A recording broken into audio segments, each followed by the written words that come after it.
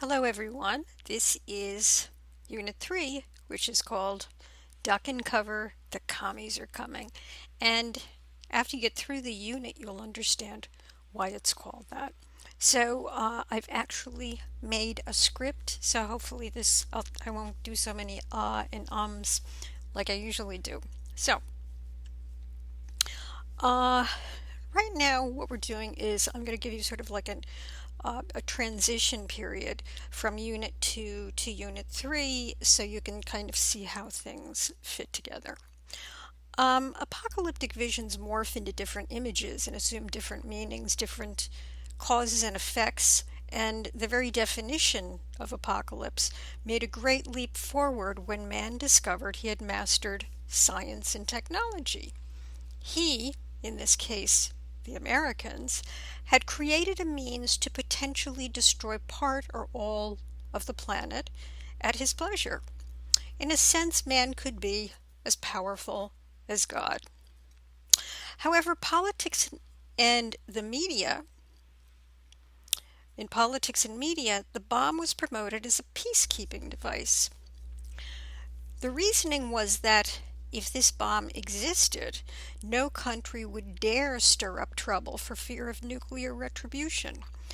And the US felt that they were the safest, most responsible country to own this power. So one could say that by the dropping of the bombs on Japan, which until this day remains the only incident of a country using a nuclear bomb to obliterate another country, proves that the U.S. acted in a manner that was contrary to its alleged mission, and that is to keep the world safe. Among other things in this unit, we explore the ethical conundrums that arise as a result of man's unyielding power that could eventually destroy mankind if this technology were left in the wrong hands. As we learned in the last unit, the atomic warfare, the acts of atomic warfare changed the meaning of the apocalypse. It broadened to include disasters and catastrophes on a grand scale. As the years went on, more and more incidents were referred to as apocalyptic, and still, this tendency to refer to things as apocalyptic to the point where the world becomes meaningless and devalued, rather, the word itself becomes meaningless and devalued, still continues in the present day, as you saw in Unit 1 when we were looking at slides of the aflocalypse, and then there was, last winter there was snowpocalypse. Regardless of the secular construct of apocalypse that apocalypse assumed after Hiroshima and Nagasaki, traditional Christians have always interpreted disasters as a result of biblical prophecy. So, for example, in 2010, when a 7.0 magnitude earthquake hit Haiti, Pat Robertson, the renowned televangelist, claimed on national TV that the Haitian people were in fact responsible for the earthquake. He explained that during the French occupation, the Haitians had made a deal with the devil. And when you read the transcript, you can see exactly what he said. This is a picture of him commenting on his desire to quote unquote have a vomit button on Facebook to click every time I guess he rather, I don't exactly know exactly what it is, I guess, to show his disdain for gay people.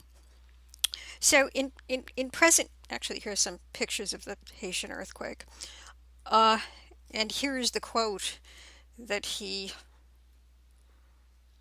uh, or rather, he was quoted. This is a news article, and again, you can read this slower the next time around.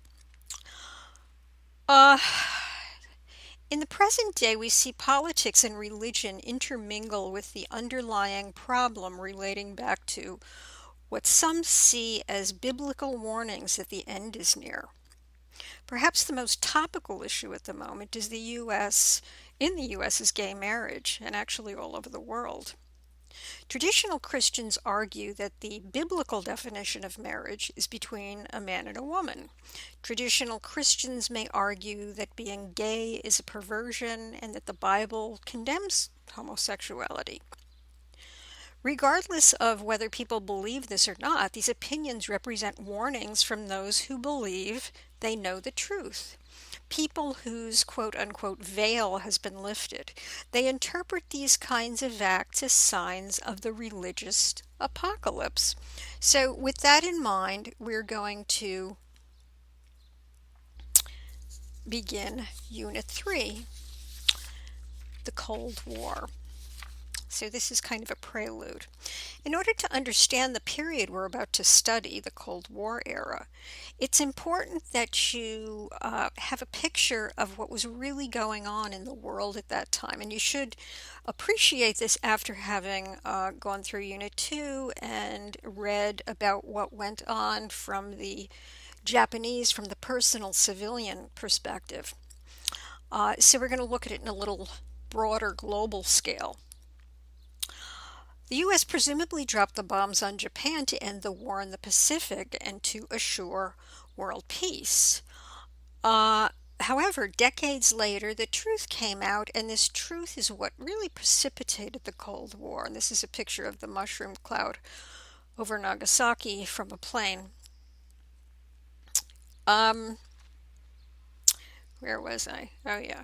So, the bombs were dropped on August 6th and August 9th, 1945. Hiroshima on August 6th, Nagasaki on August 9th.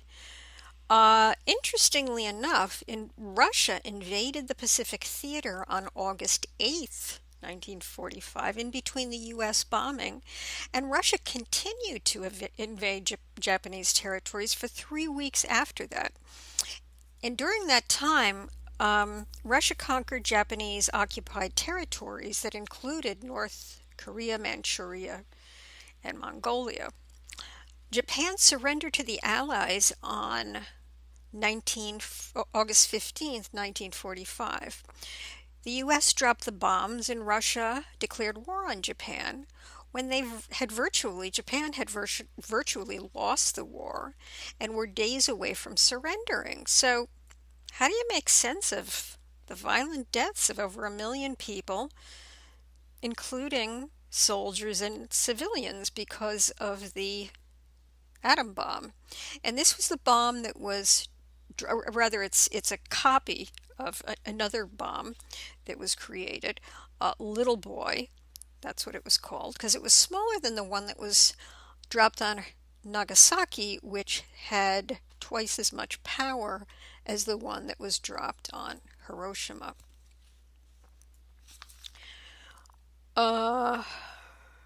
So the other question is, what exactly does this Russia declaring war on Japan after Japan had verbally agreed to surrender, what does that have to do with the Cold War?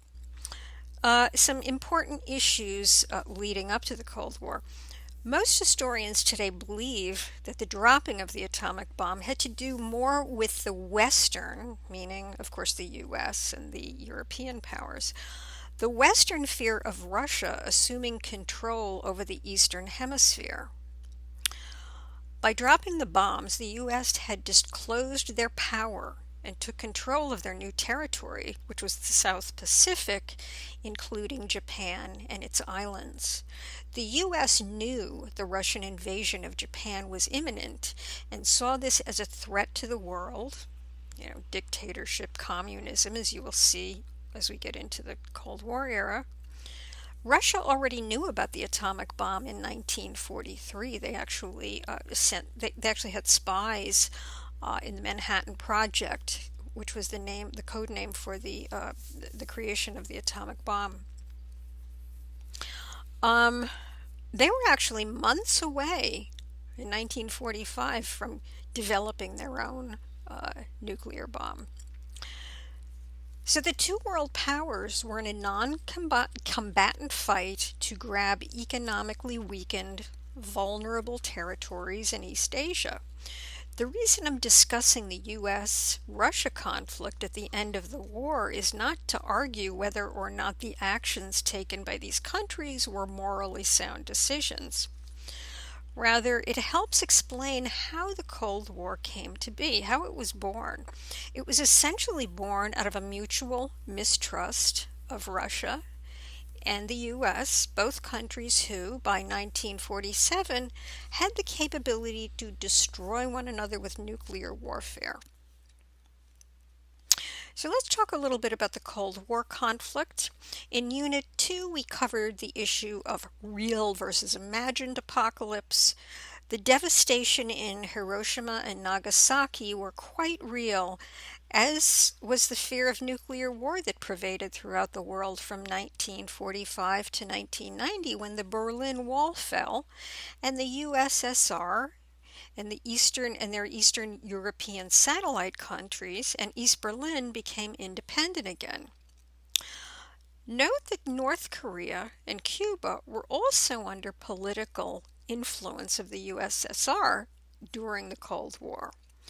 And to this day, they remain communist nations after the fall of the Berlin Wall, and the quasi-democratization of the USSR, which once again became known as Russia. This was a result of the Cold War.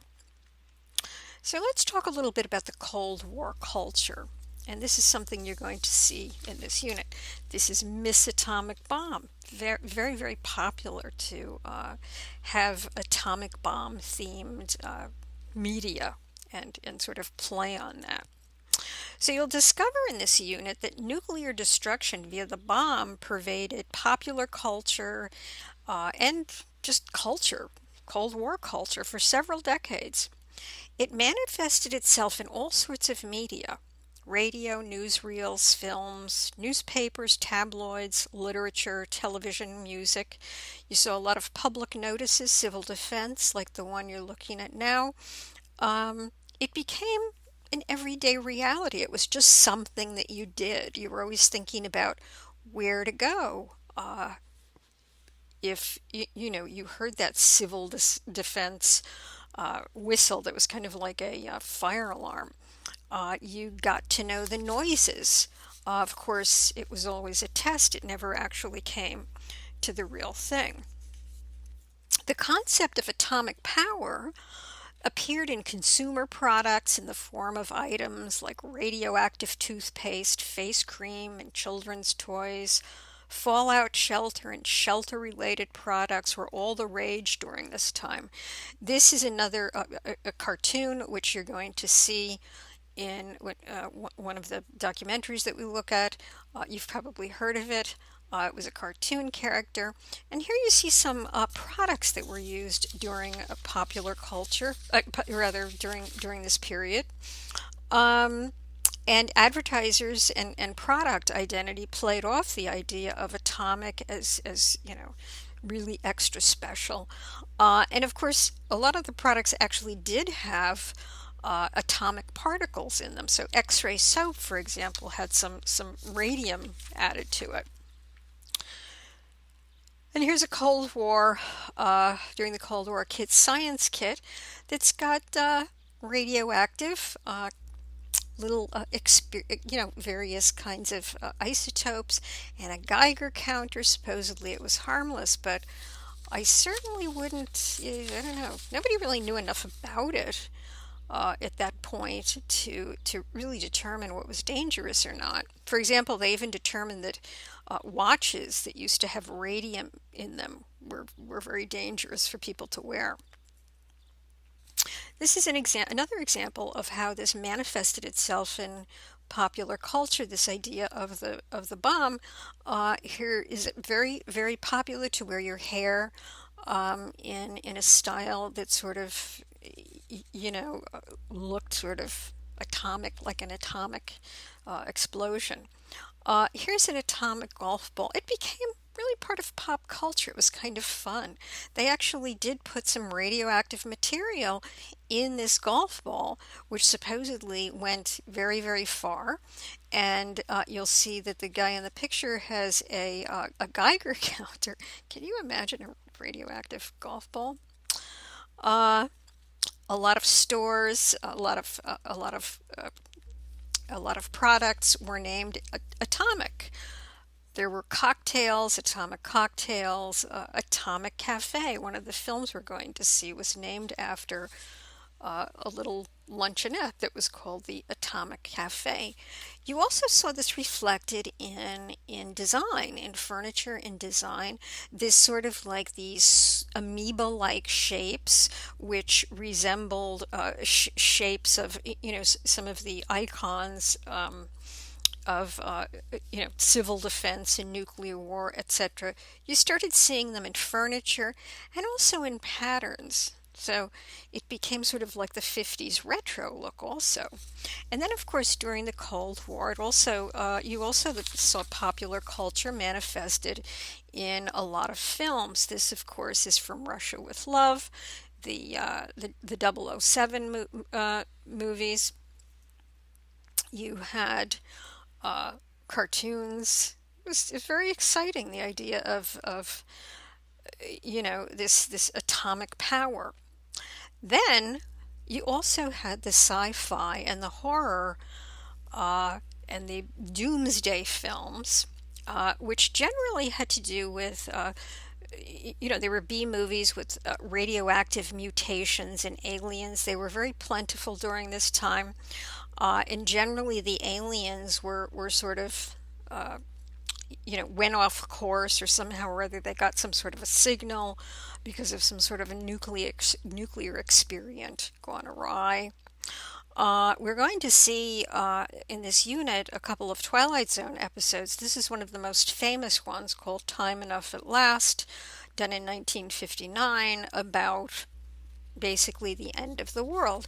And since TV was censored at this time, it's not quite as graphic as it would be today if they were showing such a scene. The Crawling Eye, another example of a film, agonizing horror, B movie that was the underlying concept is these weird things were coming, as a result of radium and nuclear war. I'm going to talk about the screenings that you're going to see in this particular unit. The first one is called the Atomic Cafe, and you'll see that they call it a comic horror film. It's a fascinating film. It has government photos and footage from the bombing of Hiroshima and testing of the atomic bomb that weren't available to the public until the mid 50s. Um, this actually was released in 1982, and it's still really shocking to watch today. It really elicits the full gamut of human emotions, from disgust to really, I mean, there are very, very funny parts of it, and there are shocking parts of it. It kind of goes up and down. It's a very, very interesting and very unforgettable documentary, and I think you're really going to enjoy it. It really provides a unique perspective on the U.S. and the Cold War, and I do have a free link to it, so hopefully it will work for you. Here are the other screenings you're going to see. Another one is called Red Nightmare. It's like a 20-minute to 25-minute little film that was shown actually on television, um, called Red Nightmare. And basically, it's a famous Hollywood actor is the commentator, and it's a little story about what would happen. What if you woke up tomorrow and this wonderful free world that you live in all of a sudden became communist? It's actually hysterical to watch, but it was very serious at the time, so you'll probably get a good laugh out of that one. But it will give you an idea of what the sentiment was like at that time, the paranoia during the Cold War. The two Twilight Zone episodes, Time Enough at Last, and one called The Shelter, which is a 23-minute episode about good friends and neighbors that live in suburbia. Uh, Nuclear families, as they're called, and one of which, who's a doctor, it's his birthday, he's considered quirky because he built a fallout shelter in his basement, so all of his neighbors make fun of him until, guess what, they think they need it. And then you kind of see what goes on when all of a sudden somebody has to make decisions in a in a time that could mean life and death. Your reading this week is going to be called The Imagination of Disaster.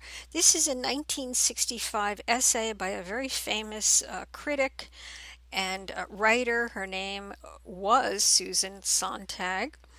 The essay was very controversial, but it still serves as an artifact of the intellectual debates that were taking place in the 50s and 60s on disaster films, sci-fi, and even horror films to a certain extent. The plot of most of these films blames some sort of nuclear technology on things that ranged from the Earth knocked out of orbit from simultaneous nuclear explosions to unfriendly space aliens veering off course because of some nuclear experiment and landing on Earth. All sorts of different topics. In Sontag's essay, which provides sort of like a whimsical description of these formulaic B movies, you could even say they were tropes, she argues that the makers of these cheesy films, which are actually very funny to watch now, have an ethical responsibility to educate people, or I should say, the makers of these cheesy films had an ethical responsibility to educate the public on the real things that were occurring in the world at that time. Meaning the Cold War and the real possibility that extinction of mankind due to nuclear weapons and the insane actions of the government and secrecy during that time. Instead of creating false illusions, as these filmmakers did to entertain people. So Sontag wrote, and I don't think I have it here, there is a sense in which all these films are in complicity with the abhorrent, which means horrible and disgusting. They inculcate, which means instill, a strange apathy concerning the process of radiation contamination and destruction, for which I, for one, find haunting and depressing. This, again, was very controversial. A lot of people disagreed with Susan Sontag, but it should give you some food for thought. So the transcript of this slide presentation is available on Unit 3 in Moodle. I hope you enjoy this. By the way, your midterm essay is due on Friday the 13th, and I'll probably be hearing from you. The discussion will be up by Thursday or Friday.